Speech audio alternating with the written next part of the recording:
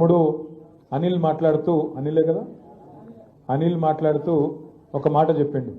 అన్న కేసులు పెడుతున్నారు, మరి సతాయిస్తున్నారు, అధికారం ఉంది కదా అని చెప్పి విర్రవీగుతున్నారు. అక్కడ స్పీకర్ గారు ఉన్నారు, ఇక ఆయన అధికారాన్ని అడ్డం పెట్టుకుని వారు కూడా పోలీసు వాళ్ళు చెలరేగిపోతున్నారని చెప్పిండు.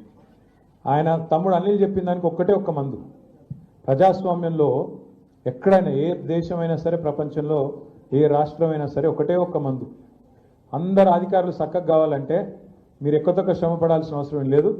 మీరు రేపు లోకల్ బాడీలో జెడ్పీటీసీలు ఎంపీపీలు గెలిచి కూర్చొని వికారాబాద్ నియోజకవర్గంలో తెల్లారి నుంచి ఒక్కొక్క ఆఫీసర్ ఎట్లా మారుతారో మీరే చూస్తారు.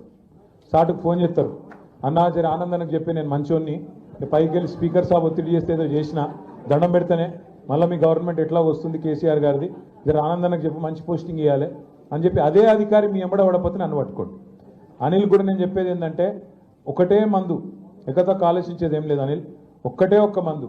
మనకెంత శక్తి ఉందో, మనకెంత సత్తా ఉందో, ప్రజల్లో ఎంత కోపం ఉందో దాన్ని కనుక నువ్వు మలచగలిగితే, మీ మండలంలో మీ టీం మలచగలిగితే, మన అభ్యర్థి ఎవరు నిలబడ్డా ఆ కారు గుర్తుకు ఓటేసే విధంగా కనుక మీరు గట్టిగా పనిచేస్తే అన్నిటికీ సర్వరోగ నివారణ జిందా తిలిస్మాత్ అన్నట్టు